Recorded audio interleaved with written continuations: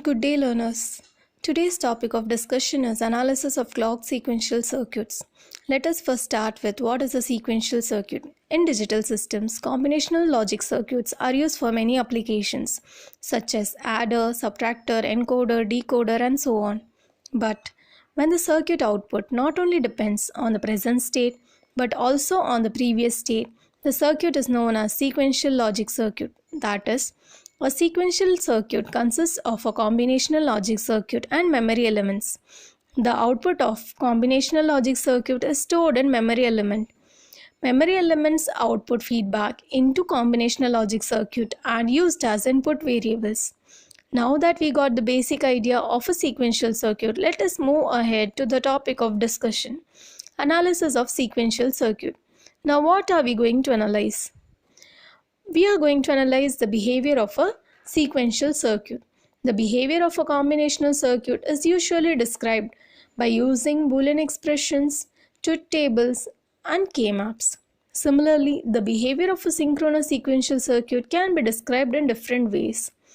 Generally, the analysis of synchronous sequential circuit consists of two things. First one, a state table or a state diagram for the time sequence of inputs, next states and outputs.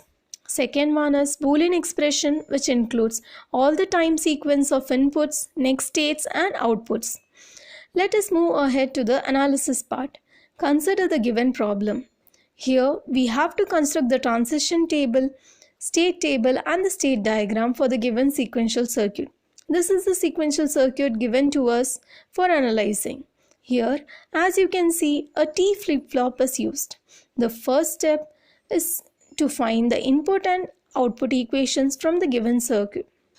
From the circuit we get Z is equal to alpha q and T is equal to alpha q plus alpha bar q bar. Moving on to the next step. Step 2 is to derive the transition equation. As T flip-flop is used in the given circuit, we are going to use the characteristic equation of T flip-flop. This is the characteristic equation of a T flip-flop. From the circuit, we have obtained an equation for T. Now, substituting T in the characteristic equation, we obtain the transition equation. This is the transition equation obtained for the given sequential circuit. Next, we are going to plot the K-map for the next state of the flip-flop, that is K-map for Q+. As you can see, two variables are used in the transition equation. We are going to use a two-variable K-map. I have plotted the two-variable K-map. Consider the first set of sequence where Q is equal to 0 and alpha is equal to 0. Once we substitute the values of alpha and Q in the transition equation, we get Q plus is equal to 1. And we plot the corresponding value in the cell.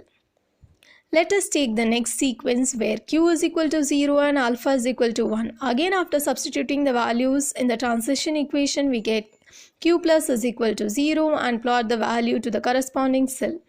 Moving on to the next sequence where Q is equal to 1 and alpha is equal to 0.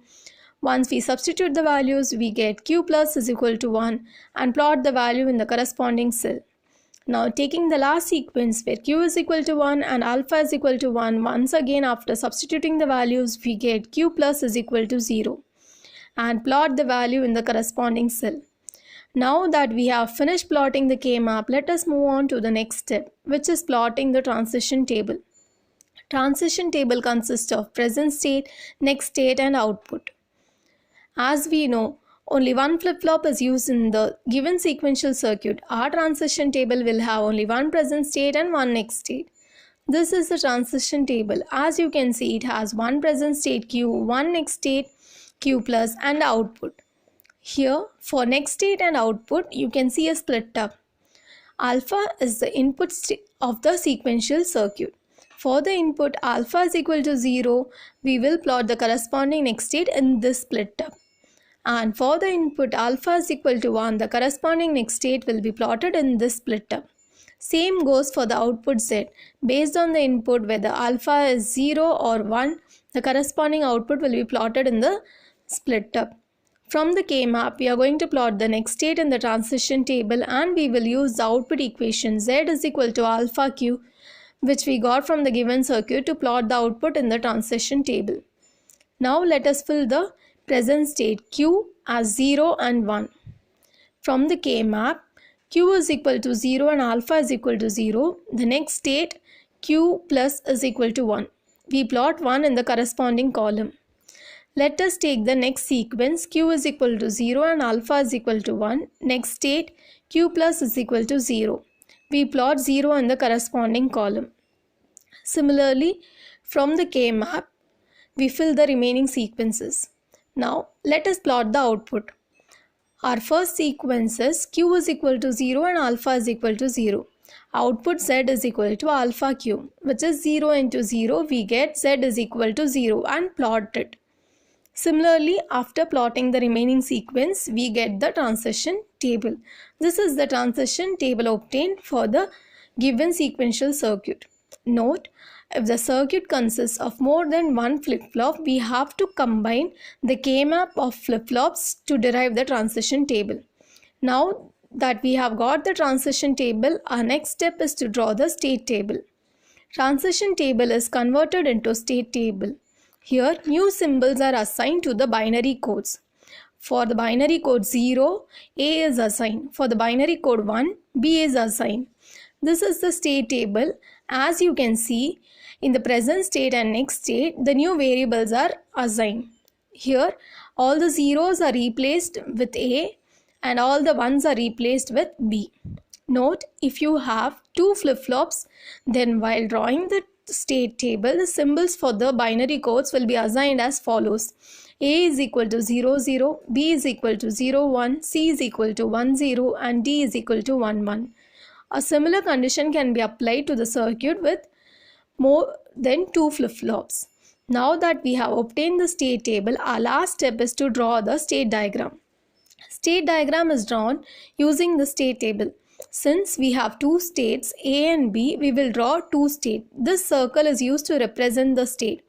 Now consider the first sequence where the present state is A and the input alpha is equal to 0.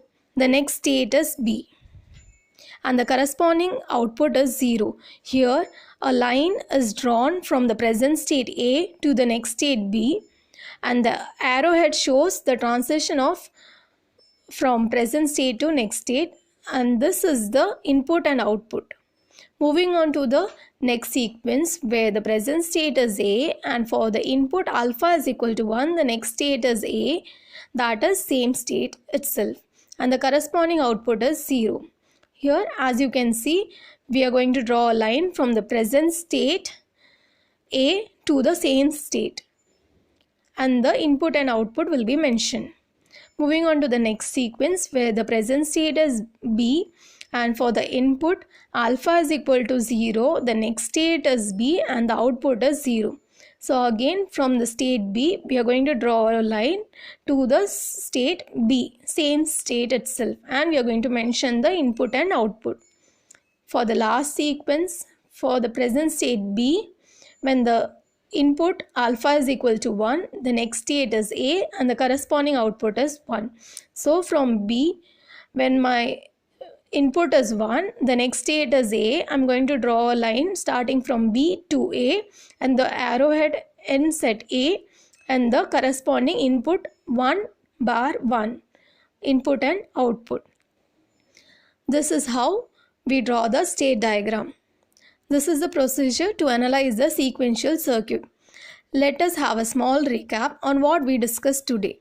We started off with what is a sequential circuit, then proceeded with the analysis of a sequential circuit where the first step was to find the input and output equation from the given circuit.